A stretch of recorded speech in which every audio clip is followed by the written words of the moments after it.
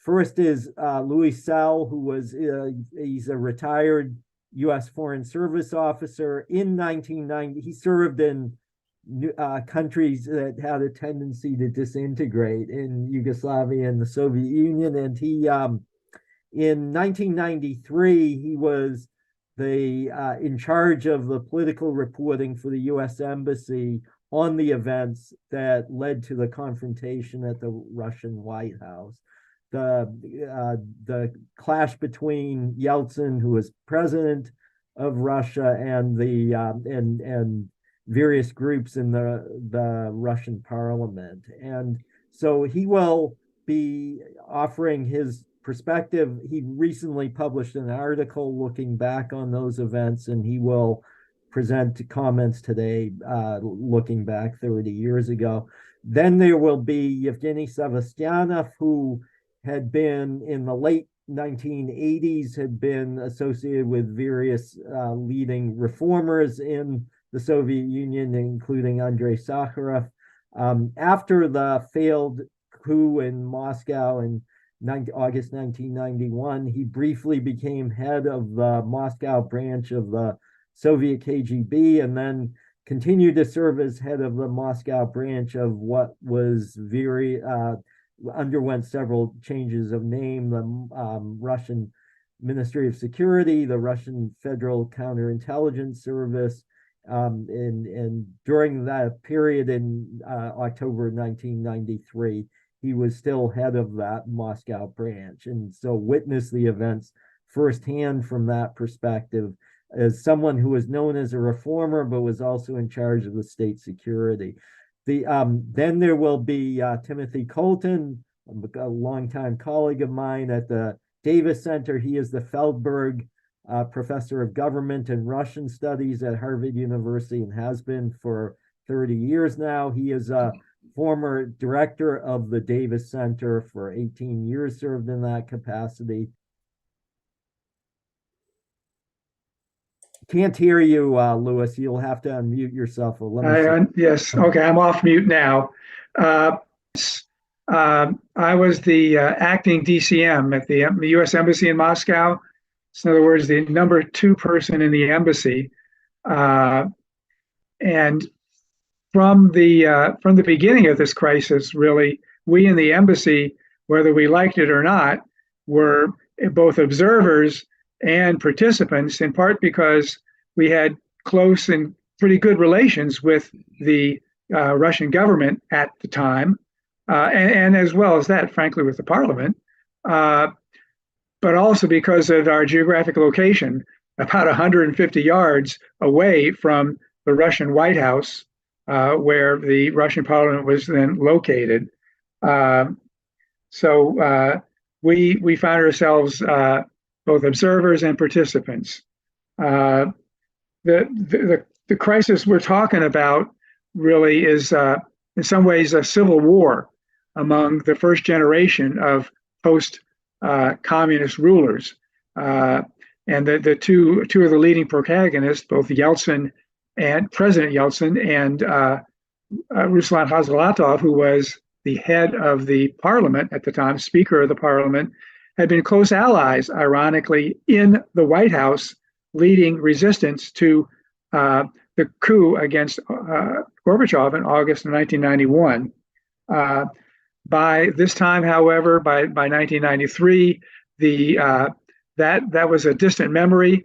Khasbulatov and the Vice President Rutskoy were leading hardline opposition to Yeltsin's effort to reform, which got more and more extreme, more and more difficult as Yeltsin's own reform programs ran into difficulties. And by October of 93, that crisis had been going on for at least 6 months. I'm not going to get into the details of that. I don't have time. But it had reached the point of one or the other had to prevail.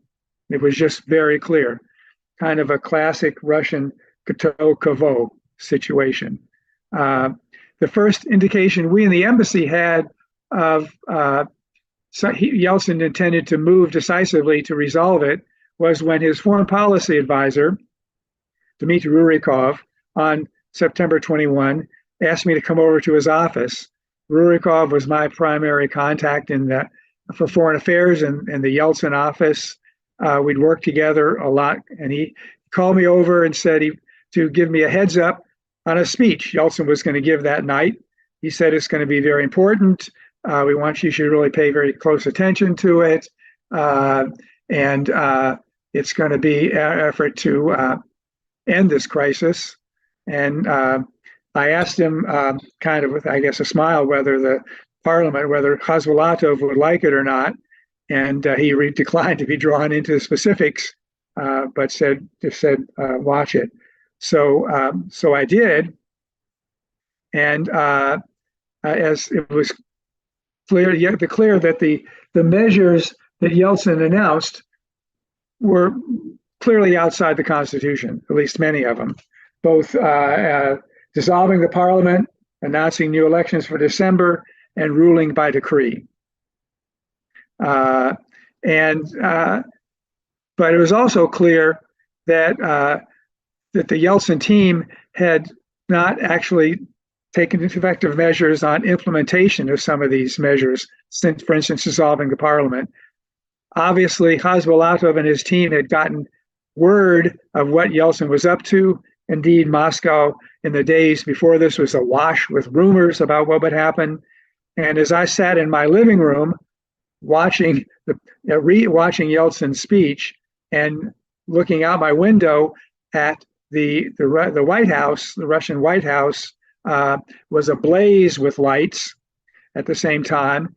And as soon as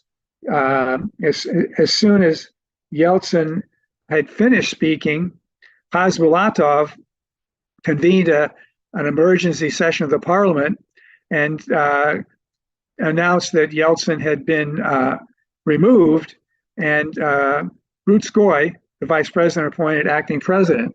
So you had there this deep and seemingly irreconcilable confrontation. For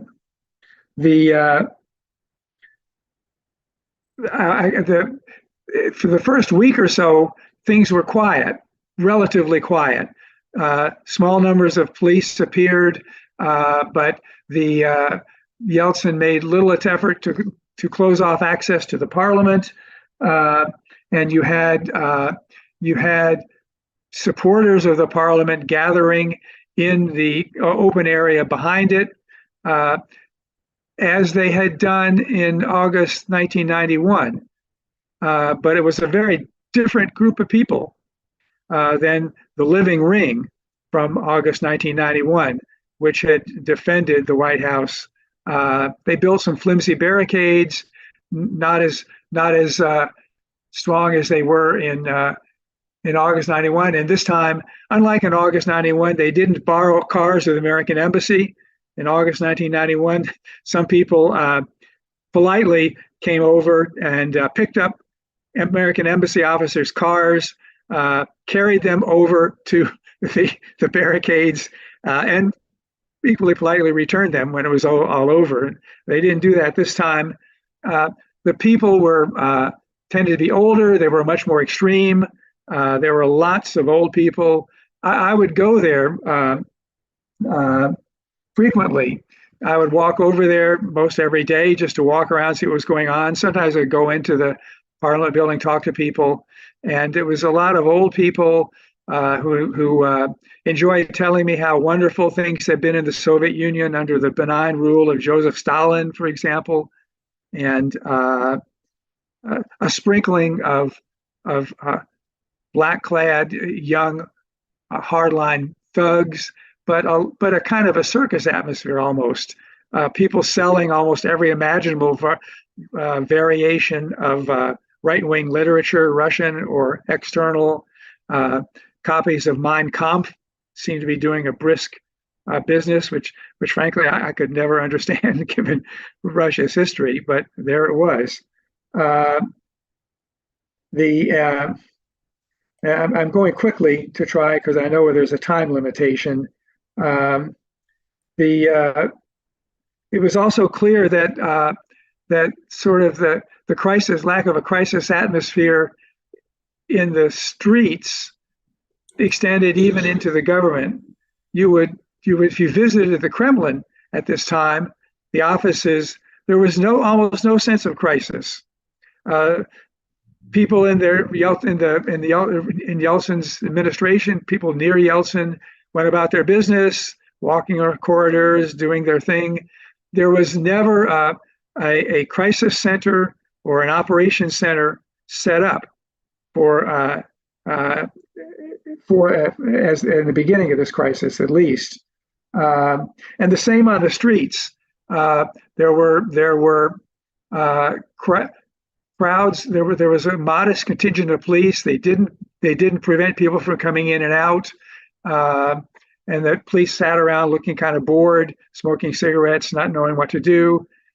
Every once in a while, these masses, trucks would appear in front of the American embassy and unload hundreds, if not thousands, of police, sometimes heavily armed riot police, and they would kind of stand around, eventually looking equally bored. On one occasion, this happened when, in the early morning, when the American embassy is a large compound, and a large number of embassy officers live there with their families. And we had two school buses on this one morning when a large crowd of riot police showed up, waiting to leave the compound through the main gate to go to the international school where lots of American embassy children went. And seeing this crowd of police, I went out, I found the police officer in command, asked him what was going on, and was it safe for our children to leave? And he said, "Don't ask me. I have no idea what's going on." And I said, "Well, can you direct me to the person who does know, who is in charge?" And he said, "There's no one in charge," and including Yeltsin. And kind of when he said the name Yeltsin, he spat on the ground, which didn't seem to me like a really good augury for police cooperation. I think I'll fast forward to October 3rd. October 3rd was the culmination of the crisis. It was a beautiful. Those of you who were there, I guess there's at least one other person. I don't know if Jenny, you were there or not. Probably you were. You'll remember it was a beautiful fall day in early October. So Muscovites understood they were not going to get many more of these. Lots of people were out. And I also took the occasion to take my family, my wife and two small girls, on a picnic out into the area around Moscow, which turned out to be a big mistake. But I can only mitigate it by the fact that almost everybody else in Moscow made the same mistake, including Yeltsin. But what did happen was there was a demonstration. One of several had been happening in October Square, and for some reason that turned violent. And police, the demonstrators broke through a police cordon and marched down the Moscow Ring Road, breaking through another one, and attacked by then the beefed up police presence guarding the Supreme Soviet from the rear, and overwhelmed it basically in a surprise.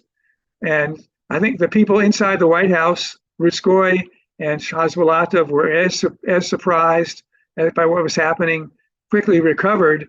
But Rutskoy led a team, maybe a couple thousand armed men, quickly out of the White House, seeing this column coming in one direction. And you had, in effect, what had turned from a crisis, a political crisis, turned into armed insurrection. The demonstrators, the parliament folks, invaded the Moscow mayor's office, which was right across the street, killing a number of policemen, driving others out, capturing other people, and basically milled around in front of the American embassy. They killed several police officers in front of the American embassy. We saved the lives of several of these officers by taking them in and letting them escape out the back, one of the back doors, but not all of them. Where was I? Well, I was returning from a lovely picnic, and my first word of what was happening was driving along an empty ring road, column of soldiers coming out, stopped me, put a Kalashnikov in the window, asked if I had any cigarettes. I kind of regretted being a non-smoker at that time, but I had none, and so they went on, and we drove further into the embassy, driving through the remnants of the crowd, and went into the embassy, where I found the Marine Guards had been mobilized in their shotguns and riot gear, and I went to. We did have a crisis center, and I went to it. At this point, I was the senior American officer in the embassy, and what's going on? We had very little information about what was really going on, other than what we had seen unfolding in front of us. So my first call, of course, was to Ambassador Pickering. He was at his home in Spaso House. He also was unaware of what was happening. Said he would walk over. I said, Mr. Ambassador, I don't think that's a good idea. A lot of angry people out in front. He said, I'm coming. Let us send over some security officers for you. He said, I'm coming, and hung up the phone. And so my next call was to Russian Deputy Foreign Minister Mamedov, Georgy Mamedov, who was head of the USA section, our chief contact. We worked together closely with him. I called him at home. He also had no idea what was going on. I said, I told him what we'd seen, but also said, we need protection. It's your responsibility of the Russian government to provide protection of the embassy. He said he'd get back to me, but he never did. I called Washington then, spoke to Stroke Talbot, informed him briefly what was going on. And by then, most of the crowd had disappeared, which was fortunate, since our embassy was defended by walls, in some places 7 feet high, in some places lower. So they could have come over that wall with little difficulty had they chosen to. They certainly didn't like us very much based on all the slogans they were chanting, but they moved off. They went in two directions. One smaller crowd went to the Ministry of Defense, maybe 1,000 people, showed up there. The Ministry of Defense was virtually totally undefended. One of my friends, a deputy minister of defense, who happened to be there working Sunday afternoon, said his first inkling of the crisis was when security folks came into his office, handed him a Kalashnikov, and sent him to one of the entrances to the MOD, and said, guard it. The much larger group, and Mark, you can tell me when to stop, but went to Ostankino, which turned into an armed confrontation. And fortunately, they were the parliamentary forces were driven off from there. Where was Yeltsin, you might ask? He didn't show up in the Kremlin until 6 p.m. He was as surprised as anyone. He never spoke to the people on this day. A statement was issued in his name. He said he was too busy, and indeed he had significant difficulties in rallying the Russian military. He did go eventually to the MOD, and were eventually promising to give Minister of Defense Gorbachev a written order. And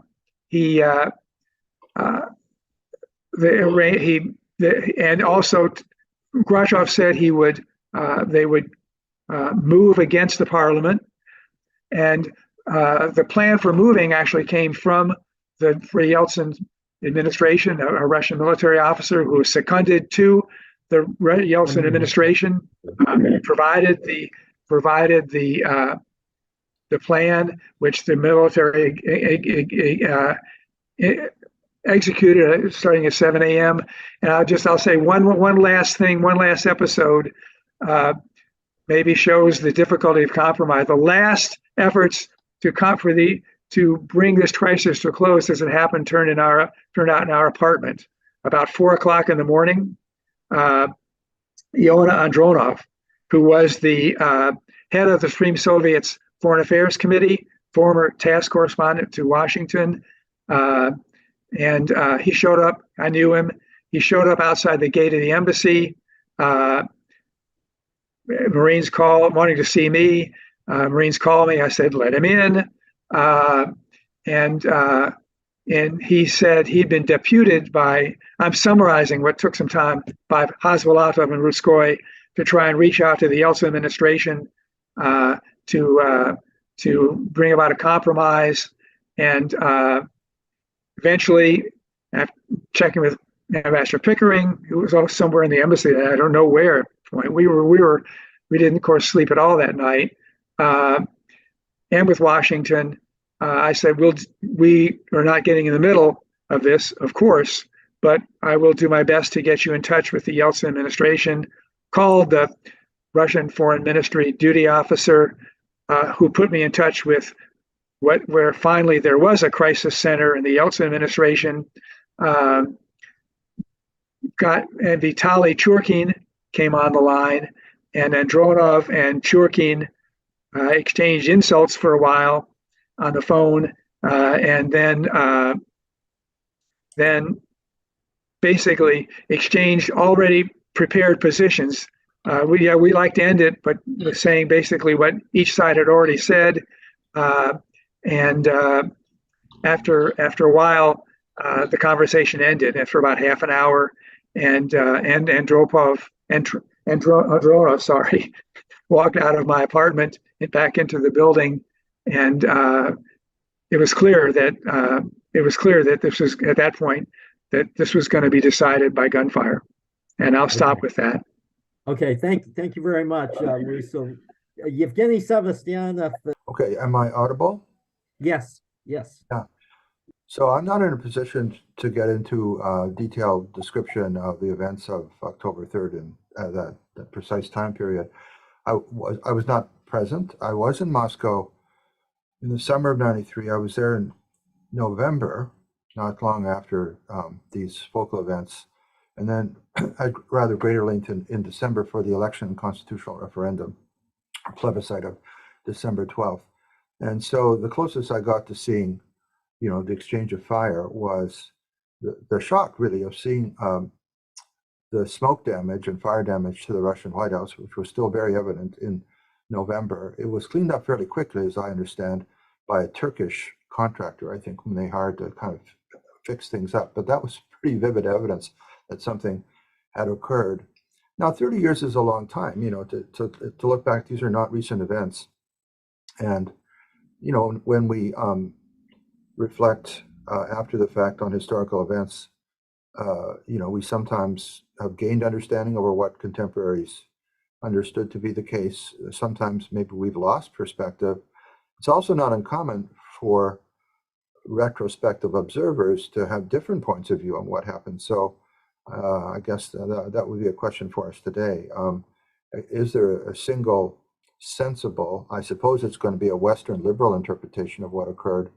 Or there might very well be disagreement, actually, among Western liberals over September, October 1993.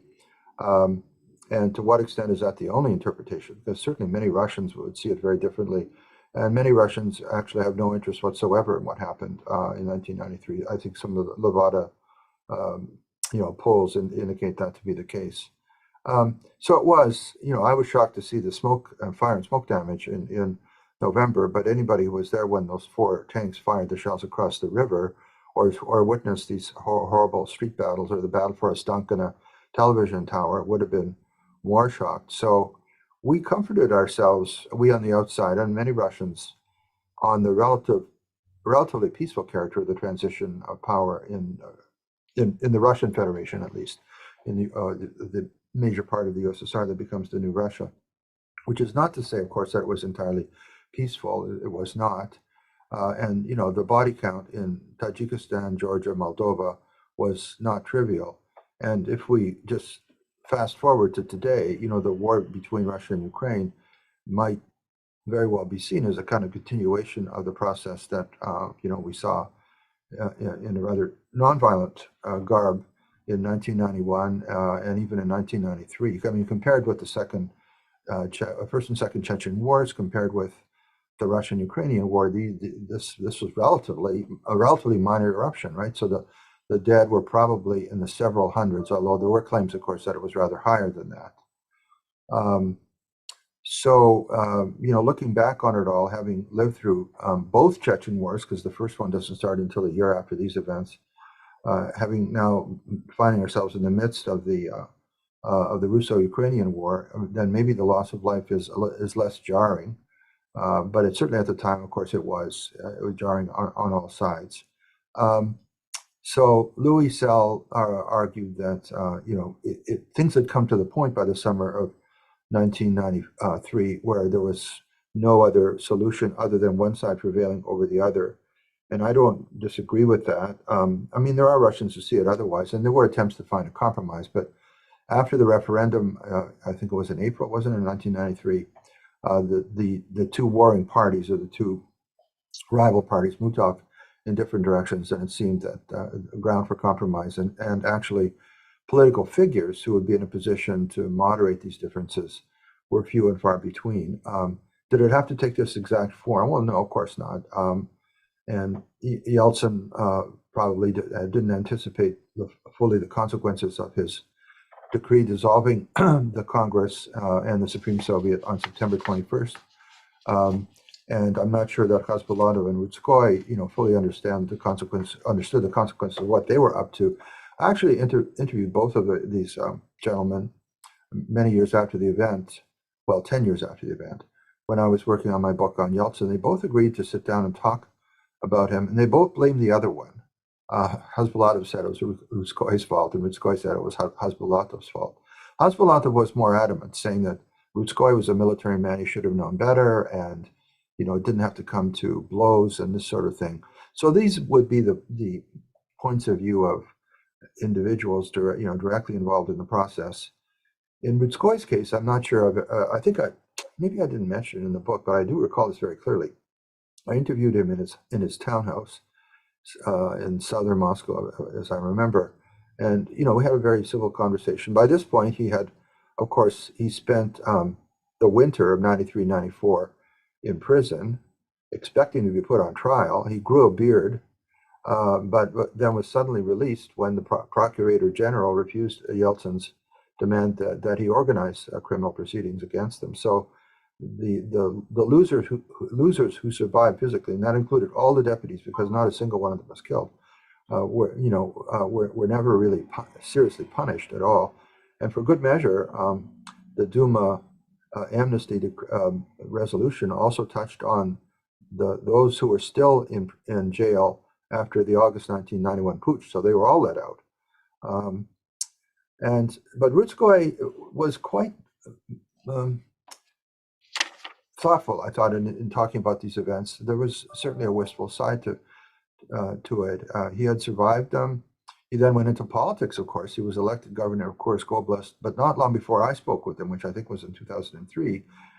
He had been, essentially removed from his position by Putin because of their public disagreement over the fate of the Kursk submarine. Remember the disaster that killed the sailors in the year 2000. But Rudskoy said, "I want to show you something," and he went into his study, and came to me with a letter from, of all people, Yeltsin. Yeltsin wrote Rudskoy a short personal letter and signed it himself in December 1999 when he was leaving office. And it was really quite gracious. He said, "I know we had our disagreements. I can't quote it word for word. Maybe Rudskoy's made it available." And And I must say that I appreciate the services that you provided for our country. And you were the only vice president Russia ever had, that kind of thing. And Rutskoy was very proud of this letter. I was a little taken aback, but he wanted to end on that note, that yes, these are terrible events, and it was still to be determined who was really responsible, but that he seemed to view it as an act of reconciliation on Yeltsin's part. And it is kind of surprising that the letter was never, as far as I'm aware, published or made available for others to see. Maybe it was believed that it was too personal for that. In terms of the consequences, well, I think you have to see them. I would start at least with the immediate political context of the early 1990s. And so the Constitution today, of course, has been through the mill. It was amended 200 changes to it in 2020. So it's become what was a somewhat coherent document a generation ago has now been rendered quite incoherent. And it's now really full of contradictions of one kind or another. And of course, the amendment process yielded the ridiculous mechanism used to extend Putin's rule. And essentially, under this now revised constitution, he is Russia's president for life. And that surely, in terms of the hopes of Russia's democratizers, would have been the last thing he would have hoped for in 1993. None of this could, I guess, have been anticipated. Yes, it was a presidentialist constitution. And what the opposition wanted was a parliamentarist constitution for their own reasons. The conventional wisdom in political science is that parliamentarist constitutions with a strong legislature are more likely to be conducive to a democratic outcome. I doubt that Yeltsin was aware of the scholarly literature at the time. He was struggling for power, and he was trying to impose what he thought was the best thing for Russia, and I suppose for himself. It was biased in the direction of the executive branch. We all understand that. It's been called super presidential, although it did have this semi-presidential character in that it had provided for a very strong prime minister who really controlled the government outside of the Silovic bloc for many practical purposes. There were checks and balances. One can't say that they were absent, but they made sense in quasi-democratic terms only in the political context of the 1990s. So, for example, the president could nominate a candidate for prime minister, but the Duma had to confirm that candidate. So nowadays, of course, that's going to happen in a 5-minute session. But in 1993 or 1995 or 1999, it was not so simple because Yeltsin didn't control the State Duma. Yeltsin's, there were political parties, more or less normal political parties, only start to come into being the year of the Great Crisis, 1993. And it's that's that State Duma election on December 12th, which is when they take the stage for the first time. And then those, almost for a decade, in fact, this emerging party system, it was in a sense fostered by the Constitution and by the events of 1993, and it produced divided governments. So it's kind of the opposite almost of what we have today. And this Constitution did, in its own way facilitate that. It set limits on the president's power. He had to not only to get his nominee for prime minister confirmed, and on several occasions, as we know, Yeltsin failed get his preferred nominee confirmed. It also got to sign off on the budget. It also got to vote on important matters of economic reform. So privatization of land, for example, was held up for 10 years because the Duma simply wouldn't go for it. Now, these all look a little bit quaint in retrospect, but what's changed? I don't think it's so much Yeltsin's constitution as the political context has shifted. So out of this scrum of neo-political parties that emerges in 1993, you get to the point a decade later where you have a party of power, political party that is there to defend the interests of those who control the executive branch, and it seizes control of the legislative branch by no later than 2007, but for many practical purposes by 2003. That really is a transformative event. Maybe it's as important as the Constitution itself. And everybody ridicules United Russia, but without it, I think the Russian politics might be very different. And so Yeltsin didn't really lift a finger to keep that from happening. He refused to take any direct participation in electoral politics as president, other than seeking his own reelection. And that was probably a big mistake. And there was a faction in the government headed by Burbulis, whom Daniel Butz knew very well before his death, but other, more or less progressive, forward-looking politicians who pleaded with Yeltsin to do this differently, but he declined. So again, I think seeing these things in the context of the times is important. I'll just mention one other little detail, and I swear to God that at the time I didn't notice it, and I was paying pretty close attention to these things. I'm sure that Louis Sal, sitting there a couple of hundred yards away, was as well, reading the text. And we have here in the Harvard Library this colossal set of volumes of the sessions of the Constitutional Совещание, I think it was called, Assembly, that came up with the final draft, more or less the final draft, in the early fall of 1993. And the little detail that's really interesting is the two-term limit. Now, I don't know where that came from. Did Yeltsin even pay attention to this? But, as everybody knows, the relevant article of the Constitution said that President of the Russian Federation, may serve for 2 terms consecutively. And it said no more. And of course, there was a loophole. What left unsaid was that somebody could be elected twice, serve 2 terms, and be away for a hiatus and then come back. And that's precisely what happened, of course, as we all know, in 2008 through 2012. This little detail, I think has had a huge effect on Russia's political fate. It's just, a few words, but it's just hugely important because it meant that, Putin didn't have just 8 years. That's probably what he thought initially he was going to be limited to. He's succeeded by his lieutenant or sidekick, Medvedev, who actually today he's a very angry, late middle-aged man. Rather, he's become kind of an extremist. But, for his brief interval in power, I think he did kind of want to steer things in a somewhat different direction. But he was denied that opportunity because Yeltsin, Putin shoved him aside and came back. And Putin, starting in 2012, dug in for what looks like he thinks is going to be a quarter century of rule, pushing Russia in an ever more authoritarian direction.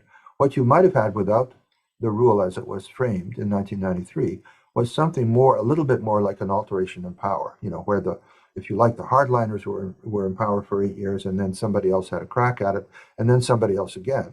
But that's not the way it played out.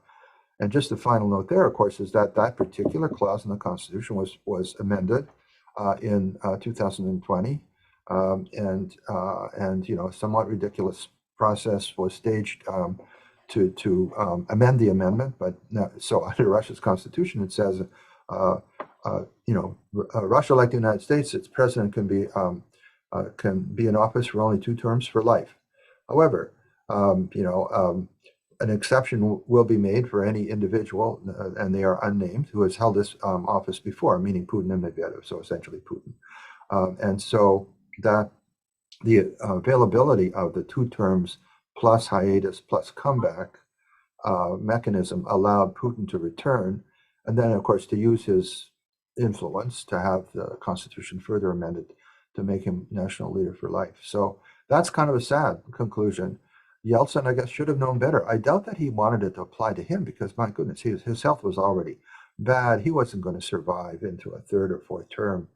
I don't think he was thinking of his own personal fate. Either he didn't notice, or there's some other logic induced him to think that clause should have been there as worded. In any case, he let down the side, and I think that little detail has turned out in many ways to haunt his legacy. But that's a longer story. But I think 1993 was somewhat of a hinge year for the unfolding of these developments. So I've spoken for too long. I will stop at that. Okay, great. Thanks. Yeah, there are quite a few questions that have come in. So but let me interject one if I could, please. And I realize generals directing the operation. So it was more than a little ironic that two years later, the same building, the politician who had been inside was now on the outside, directing him to open fire on the inside. So we don't have a lot of details, and I'm not aware that Gorbachev ever submitted to interviews on this. He's long since gone, of course. I think I tried to interview him and failed. He was not willing to do so. I think Korzhakov mentioned some details about this as well in his little memoir, if you want to call it that. I did interview Korzhakov, but I don't think I asked him about this. Korzhakov talks about other things that they were planning to do, because I think they thought that that it wouldn't come to a siege, that they would find ways to intimidate the deputies. And he explicitly mentions um, some kind of gas. They were going to outfit the chamber with a gas that would, maybe it was just tear gas or a gas that would force the deputies out onto the street. I don't think that was. I don't think they ever got around to installing the gas canisters. So that would have been, forceful but not violent in the sense of killing people. Um, one thing I do recall is that one of the tanks was instructed, I don't know whether by Gorbachev personally, to fire at Hasbullatov's office. I think they wanted to blow in the windows from the outside just to make the point. But oddly enough, not a single deputy was killed. I'm not even sure if anyone was seriously injured. So they could have demolished the building. It turns out they were able to induce panic, and then people just filed out, took the elevators down and filed out. So I don't know much more than that. Gorbachev, this may go back to, first of all, Russia's tradition of military non-involvement in politics, maybe to the distrust of Gorbachev as well. So we know, that Gorbachev, after Belarusia Pusha, but before the final capitulation, tried to talk Marshal Shaposhnikov into taking responsibility for some kind of military-led coalition government to stave off the collapse of the USSR. And Shaposhnikov refused to do so, didn't want to get involved. So I think this is, and he was an Air Force general, I guess, rather close to what Gorbachev was doing, maybe this was the same spirit. I must admit, I don't know much more about it than that. Maybe I once did and I've forgotten. It's possible that Louis. Well, I think that Moscow at the time I was ever able to get a senior Russian military leader to say, yeah, we were sitting on the fence, or we hesitated, etc. After it's over and Yeltsin has won, the sort of, it was not the time for them. They're not going to record any doubts. At the time, however, you could kind of see, based on what we could see or hear from the embassy, and also what we could read later in the open source, hesitations and delays about sending troops into the city. And there was they took a while to get the 3 units closest to Moscow put on alert, and then initially a detachment was sent in fairly quickly when the MOD building itself was threatened. The others were mobilized and put in motion, and then they stopped, as we understood at the time, roughly at the ring road. Not clear what they were waiting for or anything, but they certainly weren't kind of rushing into action at that time. So I think there's a lot of external evidence that there were hesitations and delays. I might use this as a chance to pass on one other tenuously related thing about the Russian military. I happened to be in a meeting, and I think it was a lunch, with a number of senior Russian military officers less than a week after the event. And we certainly, at that point, none of them were willing to talk about delays, but one of them did make a point of saying how helpful they had been to the U.S. Embassy. He said, yes, I hope you noticed, to me as the embassy person there, that we used incendiary rounds when we fired the parliament, as they indeed did. And had we used armor piercing, which we could have done, it would have gone right through the parliament and landed in your embassy. So that's why we didn't do that. For which I thanked him, I guess. Zhenya, some of the questions from the audience, of which there are quite a few. So some of these have already been addressed in the comments that the speakers have offered, but let me just what are the lessons from 1993 that future Russian politicians in the West should learn? Presumably by future Russian politicians we meet after Vladimir Putin is gone, which may be a long while. Future Russian politicians in the West. Let me turn, I think, first to Louis. What do you see as the lessons that Western governments, particularly the U.S. government, should learn from those events? I think the lesson I would say, see, not on, can you hear me? Yeah. Yes. Is is essentially that foreign governments, foreign nations themselves tend to be the best judge of what's best for them.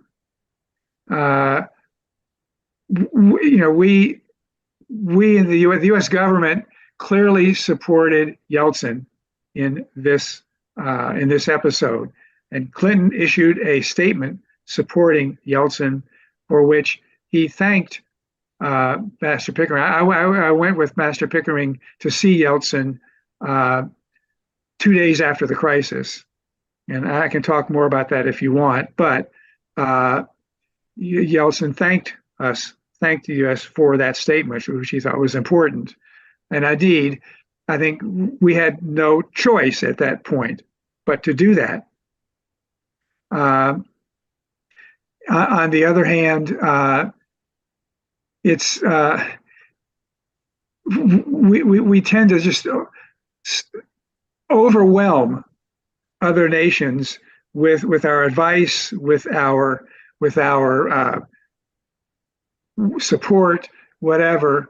And I agree with Evgenia Albatz about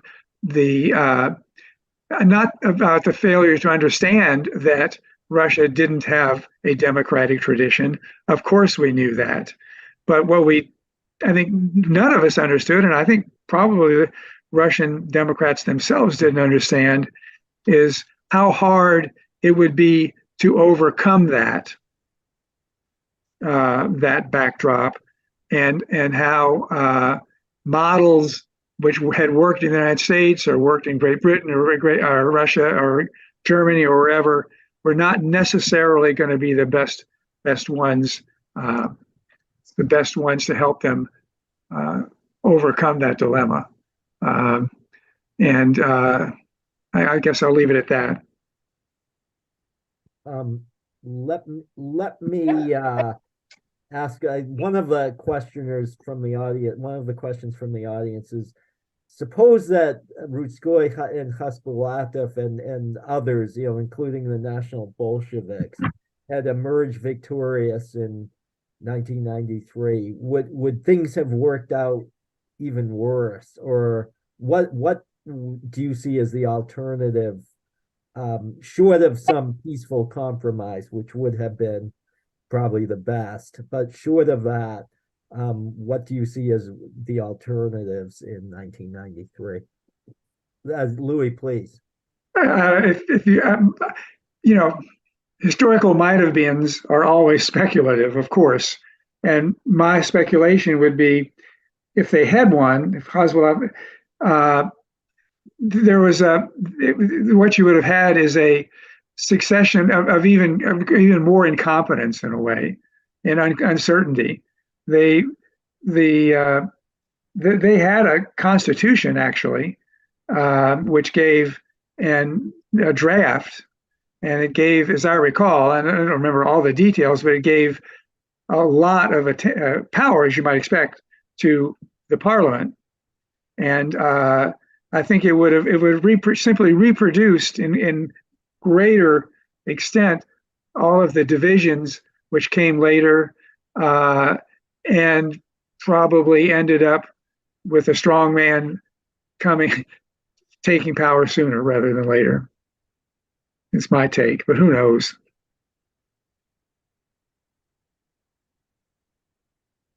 Let me turn to another question from the audience. Could you, with regard to the events in Russia in October 1993, how did these events affect the situation in other former Soviet republics includes, for example, Belarus.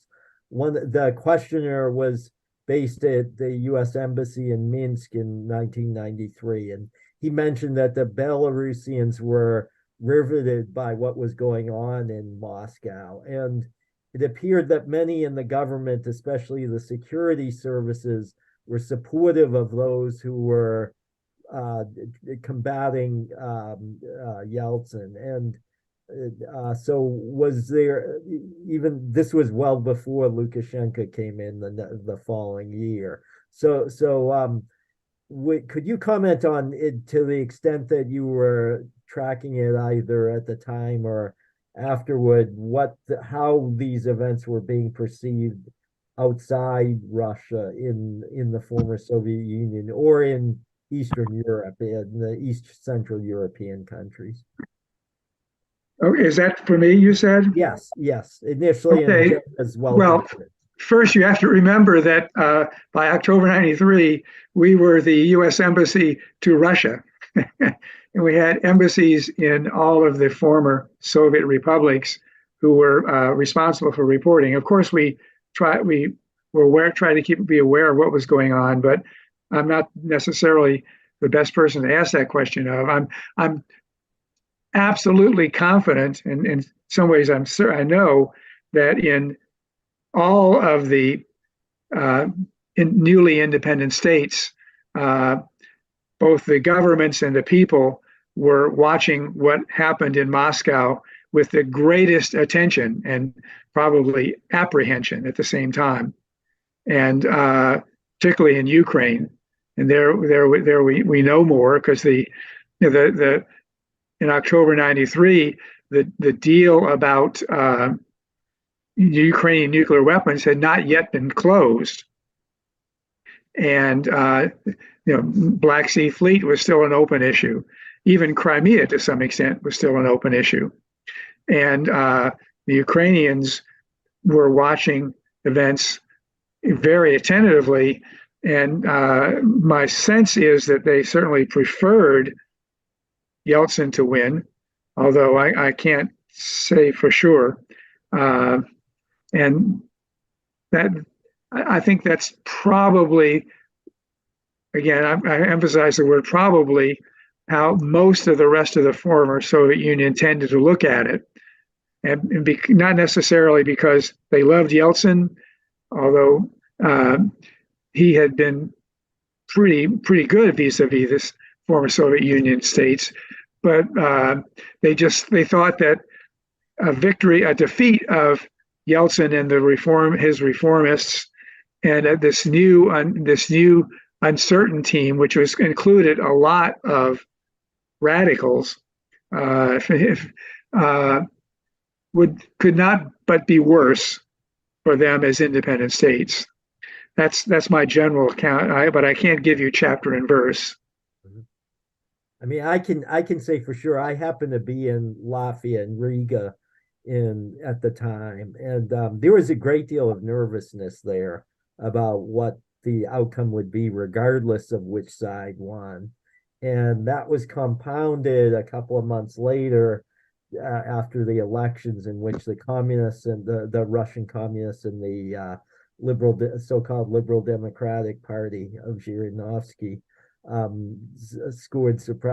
achieved surprisingly significant results. And so the combination of the two events, the October events and the way they had been resolved, and then the outcome of the elections and the parliamentary elections, and then the adoption of a strong centralized constitution, all of those created the sense in the Baltic republics that things were going badly off track in Russia.